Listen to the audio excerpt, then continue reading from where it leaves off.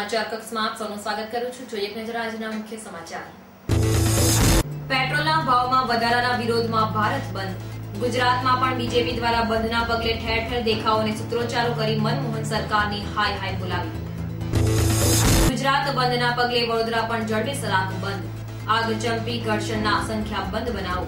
મૂકબધિર પ્રેક્ષક જેવી પોલીસની કામગીરી શંકાના દાયરામાં।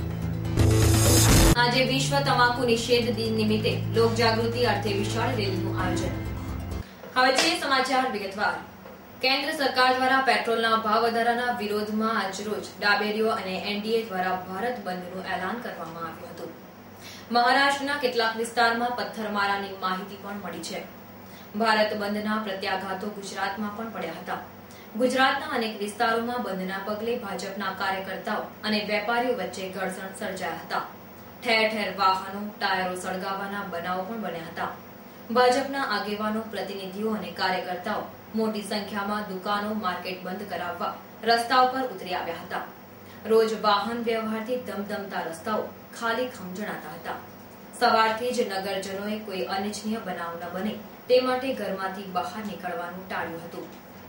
ગુજરાત બંધના પગલે આજે વડોદરા પણ જડબેસલાક બંધ રહેવા પામ્યું હતું। પેટ્રોલના ભાવ વધારાના વિરોધમાં બીજેપી દ્વારા આજે ખંડેરા માર્કેટ ફ્રૂટ બજાર બંધ કરાવવામાં આવ્યા હતા। જ્યારે રાવપુરા દાંડિયા બજાર રાજમહેલ રોડ માંડવી ન્યાય મંદિર સાયકલ બજાર થઈ વિવિધ વિસ્તારો જડબેસલાક બંધ રહેવા પામ્યા હતા। ઘણા બધા વેપારીઓ બંધમાં સ્વયંભૂ જોડાયા હતા તો ઘણા વિસ્તારોમાં રાજકીય આગેવાનો અને વેપારીઓ વચ્ચે ઘર્ષણ પણ સર્જાયા હતા। રસ્તાઓ પણ બંધના કારણે માનવ કર્ફ્યુ સમાન ભાસતા હતા।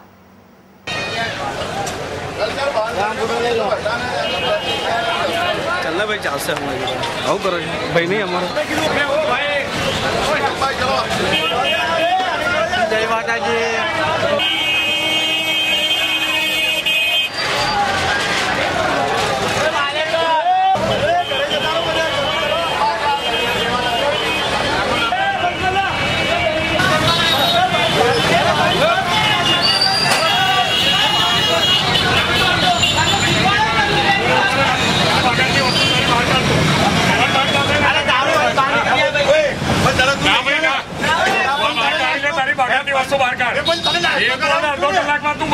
अर्धो कलाक पहली पाँचों चालू करे नास्तो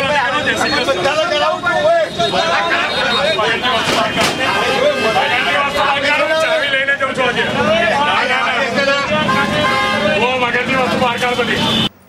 શહેરના રાવપુરા જુબેલીબાગ જેવા વિવિધ વિસ્તારોમાં રિક્ષા ચાલકોને પણ બંધમાં જોડાવાની બીજેપીના કાર્યકર્તાઓ દ્વારા ફરજ પાડવામાં આવી હતી। કોંગ્રેસ વિરુદ્ધ ભારે સૂત્રોચ્ચારો અને દેખાવો કરીને રિક્ષામાંથી પેસેન્જરોને પરાણે અધરસ્તે ઉતારી દેવામાં આવતા મુસાફરો પણ અટવાઈ પડ્યા હતા।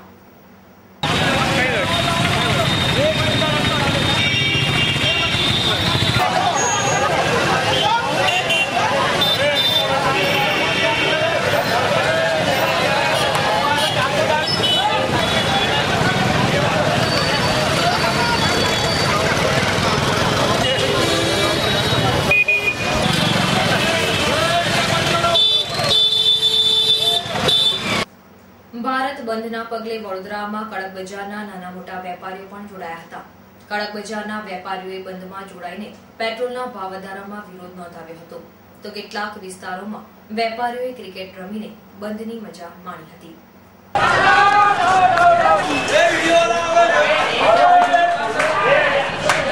તો બીજી બાજુ શહેરના માંડવી ઓલપાદરા રોડ દુમાર ચોકડી સહિતના સંખ્યાબંધ વિસ્તારોમાં બીજેપીના કાર્યકરોએ ભારે સૂત્રોચ્ચારો કરીને ટાયર ટ્યુબ સળગાવી હતી।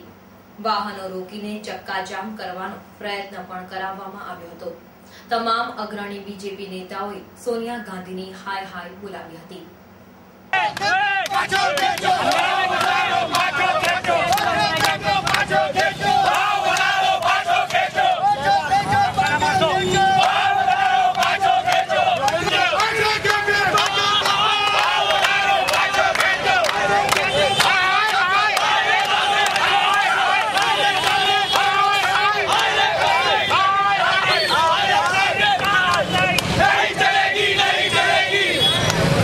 જીવન જરૂરિયાતની ચીજવસ્તુઓ લેવા નીકળેલા કેટલાય શહેરીજનો વડોદરામાં બંધના પગલે અટવાઈ પડ્યા હતા।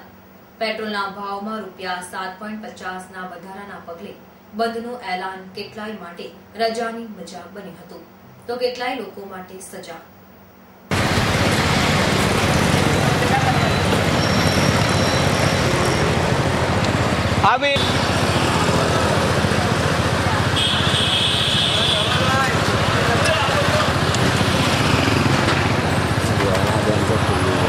જગન્નાથ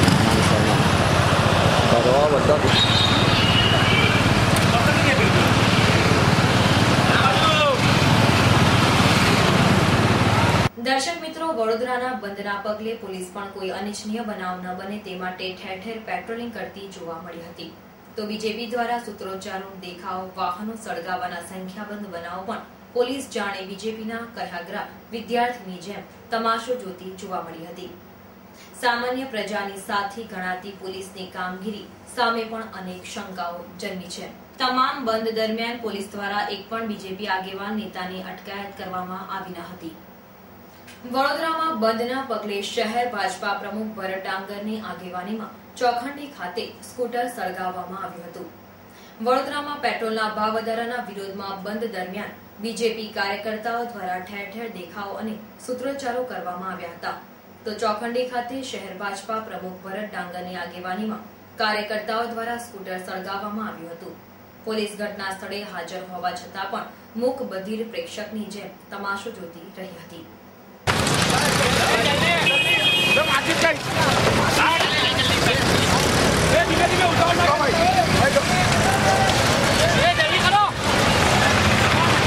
ભરે કાકા પાછળ જાઓ.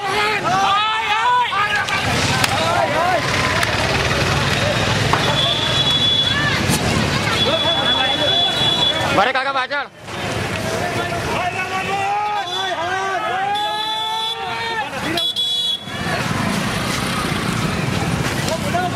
અરે અરે પ્રણયભાઈ.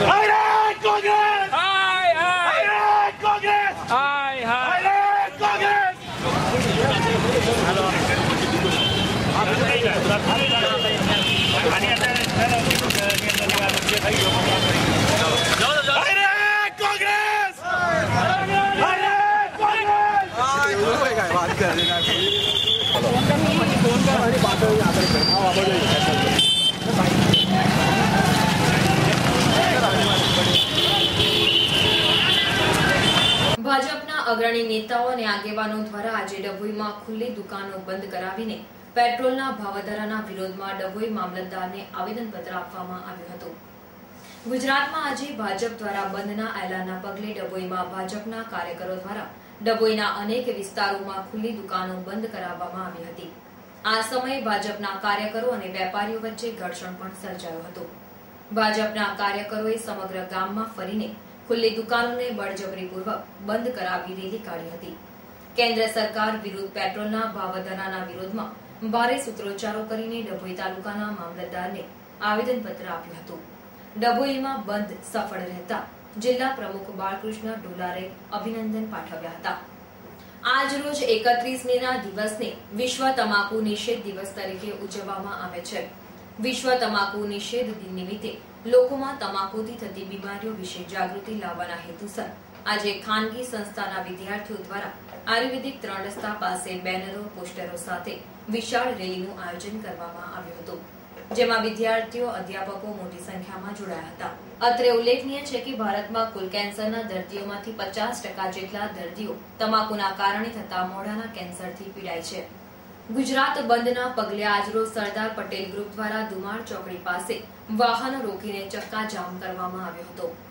આજે દુમાળ ચોકડી પાસે સરદાર પટેલ ગ્રુપ દ્વારા રસ્તાની વચ્ચે જ બેનરો, પોસ્ટરો લઈ જઈ બેસી જતા વાહનો રોકવામાં આવ્યા હતા. રસ્તા ઉપર કલાકો સુધી ચક્કાજામ સર્જાયો હતો. અત્રે ઉલ્લેખનીય છે કે કેન્દ્ર સરકાર દ્વારા પેટ્રોલના ભાવમાં કરવામાં આવેલા તોતિંગ વધારાના વિરોધમાં સરદાર પટેલ ગ્રુપ દ્વારા વાહનો રોકીને દેખાવો કરવામાં આવ્યા હતા, જેના પગલે મુસાફરો પણ અટવાઈ પડ્યા હતા. પાવી જેતપુર તાલુકાના જબુ ગામ ખાતે લીઝ ધારકો અને ગ્રામજનો વચ્ચે ઉગ્ર બોલાચાલી થતા સમગ્ર મામલો ગરમાયો હતો. લીઝ ધારકોની રેતી, માટી ભરેલી ટ્રકોની અવનજવન પગલે વારંવાર સર્જાતા અકસ્માત અને સ્થાનિક રહીશોમાં ધુમાડા, ધૂળ ડમરીઓના કારણે મહિલાઓ અને બાળકોમાં અનેક બીમારીઓ જોવા મળી રહી છે. 4 દિવસ પહેલા સ્થાનિક રહીશો દ્વારા આ મામલે મામલતદારને આવેદનપત્ર આપવામાં આવ્યું હતું, પરંતુ કોઈ જ પગલાં ન લેવાતા ગ્રામજનો રસ્તા પર ઉતરી આવ્યા હતા અને ગાંધી ચિંધ્યા માર્ગે શાંતિપૂર્ણ ઉગ્ર આંદોલનની ચીમકી પણ ઉચ્ચારી હતી.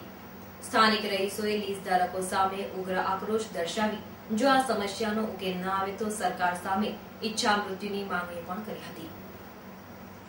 આ હતા ત્યાર સુધીના સમાચાર. તાજા સમાચાર માટે આવતીકાલે આ સમયે ફરી મુલાકાત થશે. ત્યાં સુધી DN TVની સમગ્ર ટીમને રજા આપશે. નમસ્કાર.